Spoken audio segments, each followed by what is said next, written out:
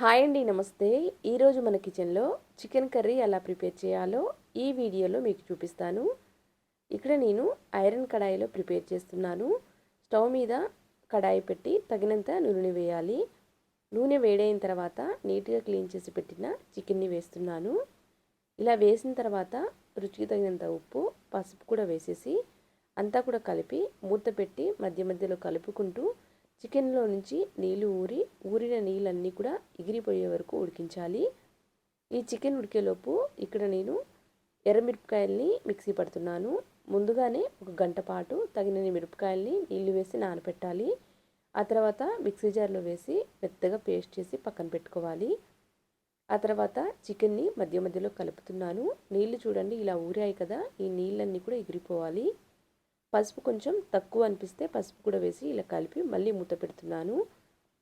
Chicken కూరని ఇలా iron కడాయిలో ప్రిపేర్ చేస్తే చాలా రుచిగా ఉంటుంది. ఇక్కడ చూడండి, వీడియోలో చూపిస్తున్న విధంగా నీళ్ళన్నీ కూడా ఎగిరిపోయి నూనె ఇలా బయట కనిపించాలి. ఆ తర్వాత పొడవుగా కట్ చేసి పెట్టుకున్న ఉల్లిపాయ ముక్కలు, పచ్చిమిర్చి ముక్కలు వేశాను. నెక్స్ట్ కొంచెం అల్లం వెల్లుల్లి పేస్ట్ని వేశాను. ఇలా అంతా కూడా కలిపేసి కొంచెం కరివేపాకు కూడా వేసేసి మళ్ళీ మూత పెట్టి మరికొద్దిసేపు ఉడికించాలి. చికెన్ని ఇలా మూత పెట్టి ఉడికించడం వల్ల ముక్క లోపల వరకు మెత్తగా ఉడుకుతుంది, అలాగే ఫ్రై కూడా చాలా బాగా అవుతుంది. ఆ తర్వాత ఒక టమాటాని ఇలా నిలువుగా కట్ చేసి వేస్తున్నాను. కావాలి అంటే టమాటాని పేస్ట్ పట్టి కూడా వేయచ్చు.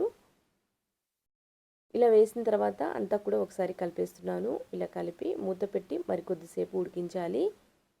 ఐరన్ కడాయిలో అయితే అడుగంటకుండా చాలా బాగా ప్రిపేర్ అవుతుందండి. వీడియోలో చూపిస్తున్న విధంగా ఇలా ఉడికిన తర్వాత నెక్స్ట్ ఇప్పుడు మనం ముందుగా పేస్ట్ పట్టిన కారం పేస్ట్ని కూడా ఇలా వేసేసి ఒకసారి అంతా కూడా కలిపి కొంచెం నీళ్లు వేసి మధ్య మధ్యలో కలుపుకుంటూ మరికొద్దిసేపు ఫ్రై చేయాలి.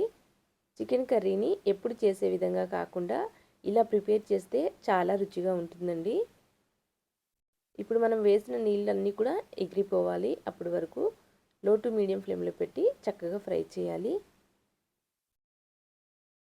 ఇలా ఫ్రై చేసిన తర్వాత లాస్ట్లో కొంచెం గరం మసాలాని అలాగే సన్నగా కట్ చేసి పెట్టిన కొత్తిమీర ఆకును కూడా వేసేసి స్టవ్ ఆఫ్ చేసేస్తే చికెన్ కర్రీ చాలా రుచిగా ప్రిపేర్ అవుతుంది.